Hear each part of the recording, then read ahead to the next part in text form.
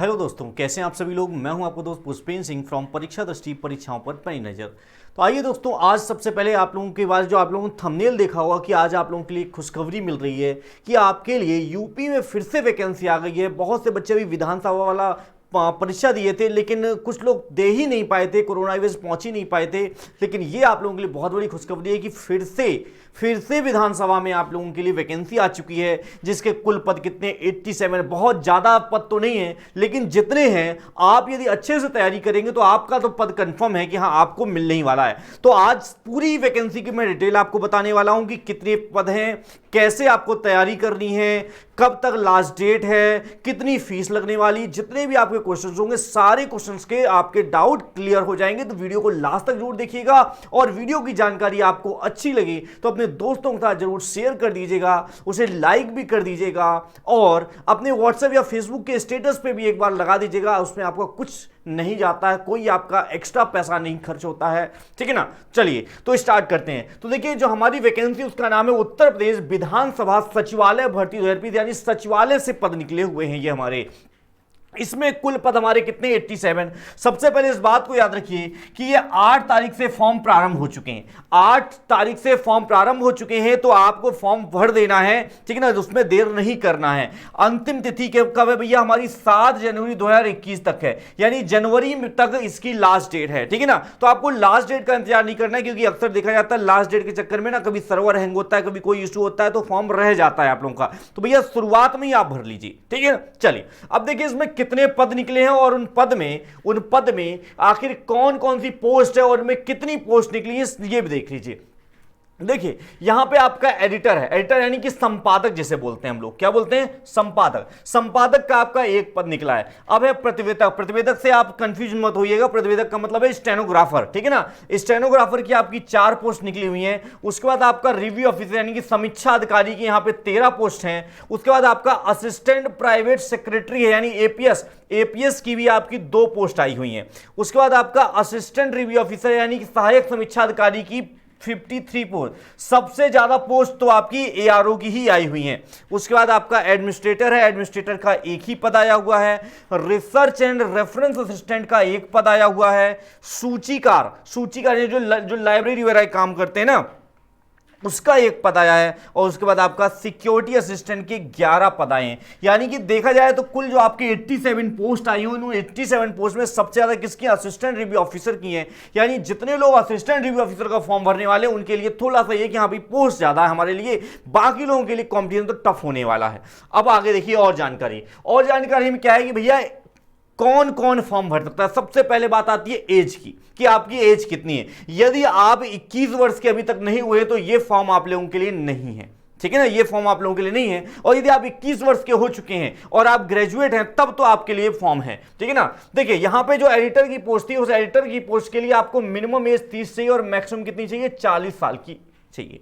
उसके बाद स्टेनोग्राफर की बात की जाए तो स्टेनोग्राफर में आपकी 22 साल मिनिमम एज चाहिए और मैक्सिमम चाहिए 40 साल की। और बाकी इसके अलावा जितनी भी पोस्ट मैंने आपको दिखाई उन सब के लिए मिनिमम आपकी आयु 21 चाहिए और मैक्सिमम चाहिए 40। यानी कि एडिटर और स्टेनोग्राफर में ही एक बोले तो एक स्पेशल केस लगा हुआ है कि यहां पे भैया मिनिमम 30 चाहिए और स्टेनोग्राफर में 22 चाहिए, बाकी सब के लिए आपकी 21 चाहिए। अब बात आती है कि आखिर आपकी आयु की गणना कब से मानी जाएगी, कब से मानी जाएगी आप 21 साल के हो गए, कब से मानी जाएगी आप 22 साल के हो गए हैं, और कब से मानी जाएगी आप 30 साल के हो गए हैं। तो भैया ये मानी जाएगी 1 जुलाई 2020 से। ये अपनी एज को इंटरनेट पे जाइए, गूगल पे सर्च करिए एज कैलकुलेटर, ठीक है ना, एज कैलकुलेटर की किसी वेबसाइट को खोलिए, अपनी डेट ऑफ बर्थ डालिए और 1 जुलाई 2020 चाहिए। और उसके बाद देखिए कि क्या आप इनमें से किसी भी आयु में आ रहे हैं या नहीं आ रहे हैं, तभी आप इस फॉर्म को अप्लाई करिएगा। अदरवाइज इस फॉर्म की फी भी महंगी है, अपना पैसा वेस्ट मत करिएगा, ठीक है ना। चलिए अब आती है बात कि भैया जब फॉर्म आप भरेंगे एज के बारे में आपको पता चल गया। अब बात आती है कि आखिर आप किस पद के लिए अप्लाई कर सकते हैं। तो यदि आप यहां पे ध्यान दीजिएगा कि यदि आप अप्लाई करना चाह रहे हैं एडिटर की पोस्ट के लिए, तो आपके पास मास्टर डिग्री होनी चाहिए, यानी कि आपके पास क्या होनी चाहिए, आपके पास पोस्ट ग्रेजुएशन होनी चाहिए, मास्टर डिग्री होनी चाहिए, किसमें, लिटरेचर में होनी चाहिए या फिर सोशल साइंस में होनी चाहिए। यदि इन दोनों के अलावा आप और भी किसी से मास्टर डिग्री है तो आप फॉर्म फिल नहीं कर पाएंगे, केवल केवल लिटरेचर और सोशल साइंस वाले इसको फिल कर सकते हैं। लेकिन साथ में एक बात देखिएगा कि आपको 5 साल का कार्य अनुभव भी हो, कम से कम 5 साल का कार्य अनुभव हो, तभी आप इस फॉर्म को अप्लाई करिएगा। उसके बाद बात आती है स्टेनोग्राफर। स्टेनोग्राफर तो भैया सबको पता है 10+2 इंटरमीडिएट मांगता है, इंटरमीडिएट पास होनी चाहिए किसी भी बोर्ड से, कहीं से भी, ठीक है ना। अब इसके साथ आपको स्टेनोग्राफी भी आनी चाहिए। स्टेनोग्राफी कितनी आनी चाहिए, तो भैया बहुत ज्यादा स्पीड मांगी हुई, हिंदी में 140 वर्ड पर मिनट होने चाहिए और इंग्लिश के लिए 120 वर्ड पर मिनट होने चाहिए, बहुत ज्यादा स्पीड मांगी हुई, तो आपको इसकी भी प्रैक्टिस करनी होगी। अब आते हैं भैया हमारे सबसे पसंदीदा पोस्ट, रिव्यू ऑफिसर एंड समीक्षा अधिकारी। तो समीक्षा अधिकारी के लिए आप ग्रेजुएशन में चाहे बीए हो, चाहे बीएससी हो, चाहे बीकॉम हो, चाहे आप और कुछ भी किए हो, ठीक है ना, लेकिन आपके पास सिर्फ और सिर्फ ग्रेजुएशन है, ठीक है ना, इसके अलावा और कोई भी डिग्री नहीं है, तो भी आप रिव्यू ऑफिसर का फॉर्म फिल कर सकते हैं, ठीक है ना। चलिए, इसके बाद आता है आपका असिस्टेंट प्राइवेट सेक्रेटरी यानी कि एपीएस। एपीएस के लिए आप ग्रेजुएशन तो हो किसी से भी, किसी भी स्ट्रीम में, लेकिन इसमें आपको टाइपिंग भी आनी चाहिए। टाइपिंग कितनी, हिंदी चाहिए इनको 80 वर्ड पर मिनट, कितनी चाहिए, देखिए बहुत ज्यादा स्पीड मांगी इन्होंने, हिंदी टाइपिंग मांगी है 80 वर्ड पर मिनट और इंग्लिश की केवल मांगी है 25 वर्ड पर मिनट और साथ में SSC का एग्जाम भी पास होनी चाहिए। यानी यदि आपके पास SSC है, आप इंटरमीडिएट आप ग्रेजुएशन है, ठीक है ना, ग्रेजुएट हैं आप, और टाइपिंग इसकी स्पीड में आपकी हिंदी की 80 वर्ड पर मिनट और इंग्लिश की 25 वर्ड पर मिनट, तभी इस फॉर्म को अप्लाई कर सकते हैं आप, ठीक है। चलिए, तो भाई देखिए टाइपिंग तो आप बना सकते हैं, लेकिन SSC और ग्रेजुएशन पहले आप देख लीजिएगा, ये होना चाहिए। अब आते हैं भैया एआरओ की पोस्ट पे। एआरओ में क्या है भैया, असिस्टेंट रिव्यू ऑफिसर में ग्रेजुएशन होना चाहिए किसी भी स्ट्रीम में, लेकिन सबसे जरूरी चीज जो है यहां पे वो है ओ लेवल, याद रखिएगा। यदि आपके पास ओ लेवल नहीं है तो आप एआरओ की पोस्ट के लिए अप्लाई नहीं कर सकते हैं। और इसमें टाइपिंग तो मांगी है, लेकिन सिर्फ हिंदी की, वो भी केवल और केवल बहुत आसान है, 25 वर्ड पर मिनट बहुत आसानी से आ जाएगी, ठीक है ना। केवल वो वाली 80 वाली नहीं आ पाएगी, ठीक है ना, 80 वाली में बहुत ज़्यादा टाइम लग जाएगा, ठीक है ना। उसके बाद एडमिनिस्ट्रेटर की बात की जाए तो एडमिनिस्ट्रेटर एक प्रशासनिक की पोस्ट होती है, इसके लिए आपको ग्रेजुएशन कंप्लीट होना चाहिए। लेकिन ग्रेजुएशन के साथ साथ इन्हें ग्रेजुएशन किस में होना चाहिए वो इन्होंने डिफाइन किया है, या तो हाउस कीपिंग में ग्रेजुएट हो, या होटल मैनेजमेंट में यानी कि बीबीए वगैरह आप किए हों, या फिर आपके पास कैटरिंग टेक्नोलॉजी में ग्रेजुएशन है, तभी आप एडमिनिस्ट्रेटर की पोस्ट के लिए अप्लाई कर सकते हैं। अब अगली पोस्ट है आपकी आरआरए की, ठीक है ना। इसमें आपको क्या चाहिए, मास्टर डिग्री चाहिए, वो भी लिटरेचर और सोशल साइंस में से किसी में भी, और साथ में 3 साल का यदि आपके पास एक्सपीरियंस नहीं है तो भी आप इसके लिए अप्लाई नहीं कर पाएंगे, ठीक है ना। तो इस चीज को ध्यान दीजिएगा।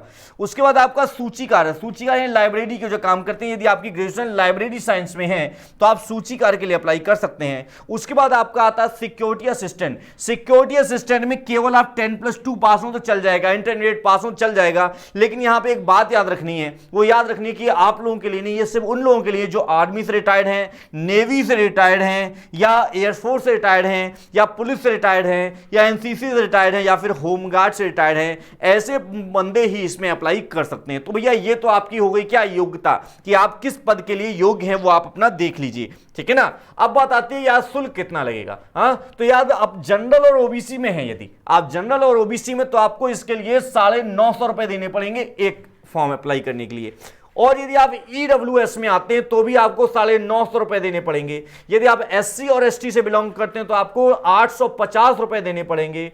और यदि आप हैंडीक्राफ्ट हैं तो आपको केवल और केवल 50 रुपए शुल्क देना है। वही 50 रुपए किसका लिया जा रहा है, ऑनलाइन चार्ज का लिया जा रहा है, बाकी आपकी इसमें फीस की छूट है, ठीक है ना। चलिए, एज रिलैक्सेशन वगैरह की यदि बात की जाए तो एज रिलैक्सेशन भैया जो आपको नॉर्मल मिलता है वही इसमें ही मिलेगा, ठीक है ना। इसमें कोई अलग से आपका एज रिलैक्सेशन नहीं है।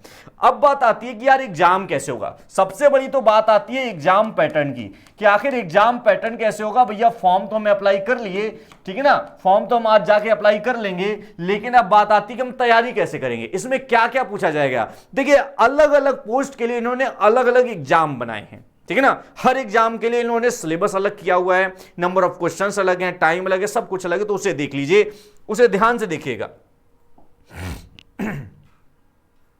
देखिए यहां पे क्या कहा गया है, दिख रहा है कि नहीं दिख रहा है, एक बार देख लीजिएगा, थोड़ा जूम कर देते हैं हम, ठीक है ना।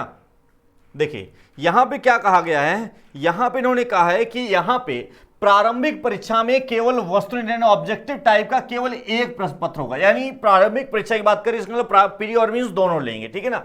अब प्रारंभिक परीक्षा में कुल कितने होंगे, 100 नंबर होंगे और 120 मिनट का टाइम लेंगे। यानी कि आपका 100 प्रश्न देंगे प्री एग्जाम में, जिसके 100 अंक होंगे, ठीक है ना। और टाइम कितना लगेगा भैया, 120 मिनट, यानी कि आपके 2 घंटे लगेंगे। क्या क्या पूछा जाएगा इसमें, बात आती है कि भैया आपसे क्या क्या पूछा जाएगा इसमें। तो इसमें देखिए पहले नंबर पे जीएस आएगी, जीएस के आपके 50 क्वेश्चन होंगे। उसके बाद सामान्य हिंदी आएगी और हिंदी के भी आपके कितने होंगे, 50 क्वेश्चन होंगे, यानी टोटल 100 क्वेश्चन होंगे और आपके 120 मिनट का टाइम लगेगा। अब बात आती है कि यार जीएस में क्या क्या पूछा जाएगा। तो देखिए जीएस में जो नॉर्मल चीजें आती हैं वही सारी चीजें, कोई अलग से नहीं है। सामान्य विज्ञान, भारत का इतिहास, भारतीय राष्ट्रीय आंदोलन, भारतीय राजतंत्र अर्थव्यवस्था संस्कृति, भारतीय कृषि वाणिज्य एवं व्यापार, जनसंख्या, पर्यावरण, नगरीकरण, विश्व भूगोल, भारत का भूगोल, प्राकृतिक संसाधन, अद्यतन राष्ट्रीय अंतरराष्ट्रीय महत्वपूर्ण घटनाक्रम और सामान्य बौद्धिक क्षमता भी इसमें आपको डाल दिए हैं। रीजनिंग के भी कुछ क्वेश्चन इसी में पूछ लिए जाएंगे, ठीक है ना।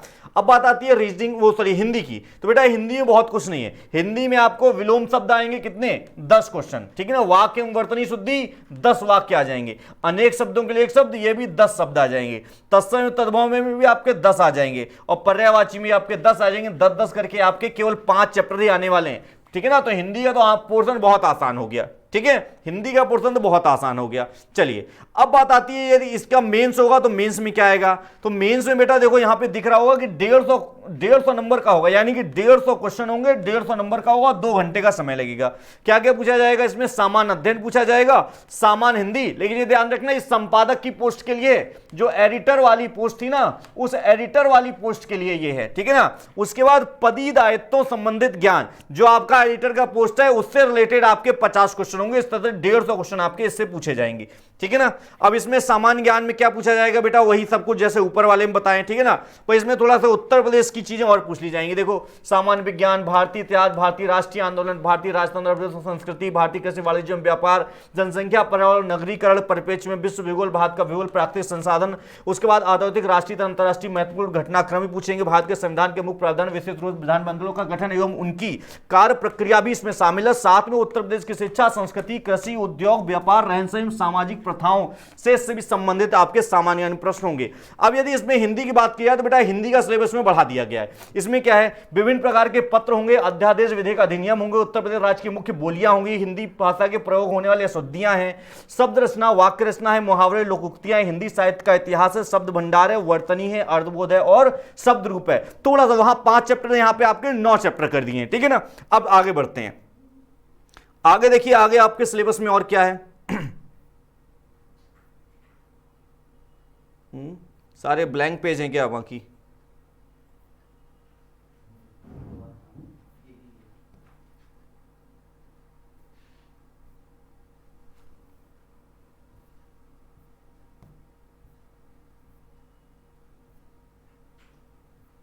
बेटा इसमें बाकी ब्लैंक पेज है, मैं एक काम करूंगा आपको मैं पीडीएफ प्रोवाइड कर दूंगा, ठीक है ना। क्योंकि हर एग्जाम के लिए इन्होंने क्या किया है, हर एग्जाम के लिए इन्होंने अलग अलग पैटर्न दिया हुआ है, ठीक है ना। चलिए मैं कुछ के लिए बता देता हूं। जैसे कि यदि आप लोग स्टेनोग्राफर के लिए अप्लाई करते हैं, सपोज दैट आप लोग यदि स्टेनोग्राफर के लिए अप्लाई करते हैं तो स्टेनोग्राफर में क्या हो जाएगा, स्टेनोग्राफर के लिए अप्लाई कर देते हैं यदि आप, तो स्टेनोग्राफर में आपके 150 क्वेश्चन आएंगे। कितने आएंगे, 150 प्रश्न होंगे और 150 ही अंक होंगे, ठीक है ना। 150 प्रश्न होंगे, 150 अंक होंगे, 2 घंटे का टाइम दिया जाएगा। क्या क्या होगा इसमें, आपका हिंदी पूछा जाएगा, हिंदी के आपके 50 क्वेश्चन हो जाएंगे। उसके बाद आपका जीएस हुआ, यानी कि सामान्य ज्ञान हुआ, ठीक है ना। तो सामान्य ज्ञान के भी आपके 50 क्वेश्चन पूछ ले जाएंगे और इसमें रीजनिंग और आएगी, ठीक है ना। इसमें आपकी रीजनिंग और आ जाएगी, तो भैया रीजनिंग के भी यहां पे 50 क्वेश्चन पूछ ले जाएंगे। तो इस तरह करके आपके 150 प्रश्न होते हैं, ठीक है ना। तो स्टेनोग्राफर के लिए अप्लाई करेंगे तो आपको 150 नंबर का आपको पेपर देना पड़ेगा, ठीक है ना। अब यदि इसके आगे हम बात करें, सपोज दैट यदि आप देते हैं किसके लिए, समीक्षा अधिकारी के लिए, ठीक है ना। क्योंकि समीक्षा अधिकारी का जो पेपर है वो ज्यादा बच्चे देंगे, ठीक है ना। तो समीक्षा अधिकारी में क्या होगा, समीक्षा अधिकारी में 200 प्रश्न होंगे, ठीक है ना। ध्यान दीजिएगा, समीक्षा अधिकारी के लिए जब बात करेंगे आप, समीक्षा अधिकारी के लिए, तो समीक्षा अधिकारी के लिए क्या हो जाएगा, समीक्षा अधिकारी में आपके 2 पेपर होंगे। पहला पेपर तो होगा आपका जीएस का, ठीक है ना, जीएस में होंगे आपके 140 क्वेश्चन, ठीक है ना, 140 क्वेश्चन। और दूसरा नंबर जो होगा वो होगा आपका हिंदी का, और हिंदी में आपके आएंगे कितने, 60 क्वेश्चन। तो इनको मिला के हो जाते हैं कितने, 200 प्रश्न। 200 प्रश्न पूछे जाएंगे, 200 अंक के होंगे, और इसके लिए आपको 180 मिनट का टाइम मिलेगा। कितने मिनट का, 180 मिनट का, ठीक है ना। तो बेटा इसी तरह से आपको यदि सारे सिलेबस की पीडीएफ चाहिए, क्योंकि पीडीएफ मिल जाएगी तो आप उसमें एक एक क्वेश्चन आप जो सिलेबस वो आप नोट कर सकते हैं अपनी नोटबुक में। तो उसके लिए आपको करना क्या है, आपको उसके लिए 7844997666 इस व्हाट्सएप नंबर पे, ये व्हाट्सएप नंबर है, इस व्हाट्सएप नंबर पे आप मुझे मैसेज करिएगा, मैं आपको पूरी पीडीएफ उपलब्ध करा दूंगा, ठीक है ना। पूरी की पूरी मैं आपको पीडीएफ उपलब्ध करा दूंगा सिलेबस वाली, तो उसमें आपको सारे सिलेबस मिल जाएंगे, ठीक है ना। और क्या लिख के करना है, आप इसमें लिख के करिएगा विधानसभा, ठीक है ना, विधानसभा सचिवालय वाली भर्ती, विधानसभा सचिवालय, ठीक है ना। ये आप लिख के भेज दीजिएगा, मैं आपको ये पीडीएफ प्रोवाइड करा दूंगा, ठीक है ना। इसके अलावा यदि आपको डाउट हो गई कोई है कि भाई इसमें क्वेश्चन कैसे आते हैं, और सर किस पार्ट से कितने क्वेश्चन आएंगे, हमें किस सब्जेक्ट पे ज़्यादा फोकस करना होगा जिससे हम लोग अच्छे मार्क्स ला पाएँ, अपना सिलेक्शन ले पाएँ, इसकी कट ऑफ क्या जाती है, तो इसकी यदि आपको जानकारी चाहिए तो मैं इसके लिए आप लोगों के लिए एक अलग से वीडियो बना दूंगा, ठीक है ना। तब तक यदि ये वीडियो आपको पसंद आई हो तो इसे आप थोड़ा सा लाइक कर लीजिएगा, शेयर कर दीजिएगा, चैनल को सब्सक्राइब कर दीजिएगा। और सब्सक्राइब करना क्यों जरूरी है, ताकि जो मैं अगली वीडियो बनाऊंगा ना विधानसभा वाली, तो आपको सबसे पहले मिल जाए, ताकि आपको की जो जानकारी है, जो आपके डाउट्स है वो और जल्दी क्लियर हो जाए, ठीक है ना। तो मिलते हैं हम लोग अगली वीडियो में, धन्यवाद।